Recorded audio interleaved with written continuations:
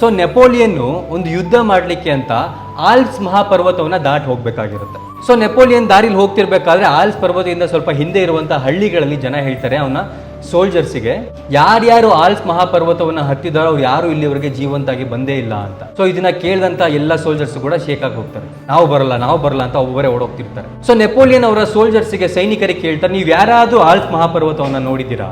ಇಲ್ಲ ನಾವು ನೋಡಿಲ್ಲ ಅಂತ. ನಾನು ನೋಡಿದ್ದೀನಿ, ಬನ್ನಿ ಅಲ್ಲಿ ತನಕ ಹೋಗೋಣ, ಆಲ್ಪ್ಸ್ ಮಹಾಪರ್ವತ ತನಕ ಹೋಗೋಣ, ನಾನು ಇದೆ ಅಂತ ನಿಮಗೆ ತೋರಿಸ್ತೀನಿ, ನಿಮ್ಮ ಕೈಲಿ ಆದ್ರೆ ಹತ್ತಿ, ಇಲ್ಲ ವಾಪಸ್ ಬರೋಣ ಅಂತ ಹೇಳ್ತಾರೆ. ಸರಿ ಅಂತೇಳಿ ತುಂಬಾ ಜನ ಸೈನಿಕರು ನೆಪೋಲಿಯನ್ ಹಿಂದೆ ಹೋಗ್ತಾರೆ. ಒಂದು ಪರ್ವತ ಸಿಗುತ್ತೆ, ಅವರೆಲ್ಲ ಕೇಳ್ತಾರೆ, ಇದೇನ ಆಲ್ಪ್ಸ್ ಮಹಾಪರ್ವತ ಅಂತ. ಇದಲ್ಲ, ಇದಕ್ಕಿಂತ 10 ಪಟ್ಟು ದೊಡ್ಡದಾಗಿದೆ ಅದು. ಅದನ್ನ ದಾಟಿ ಮುಂದೆ ಹೋಗ್ತಿರ್ತಾರೆ. ಒಂದು ದಿನ ಕಳಿಯುತ್ತೆ, ನಡ್ಕೊಂಡು ಹೋಗ್ತಿರ್ಬೇಕಾದ್ರೆ ಒಬ್ಬ ಸೈನಿಕ ಓಡ್ಬಂದು, ಅಲ್ಲ ಇಲ್ಲೇ ಹತ್ರ ಇದೆ ಅಂತ ಹೇಳಿದ್ರಿ, ಇನ್ನ ಬಂದಿಲ್ವಾ ಆಲ್ಪ್ಸ್ ಮಹಾಪರ್ವತ ಅಂತ.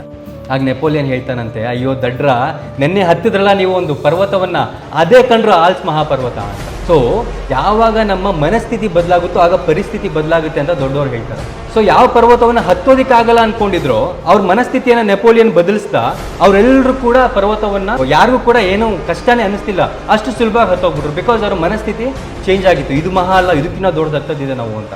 ಸೊ ಈ ರೀತಿ ಯಾವುದೇ ಒಂದು ಸನ್ನಿವೇಶದಲ್ಲಿ ಒಂದು ಪಾಸಿಟಿವ್ ಮೈಂಡ್ ಸೆಟ್ನ ಇಟ್ಕೊಂಡು ಹೋಗ್ತೀವಲ್ಲ, ಆಗ ನಮ್ಮ ಸುತ್ತ ಇರುವಂಥ ನೆಗೆಟಿವಿಟಿನೂ ಏನಿರುತ್ತೆ ಎಲ್ಲವೂ ಕೂಡ ಬದಲಾಗಿ ಹೋಗ್ಬಿಡುತ್ತೆ.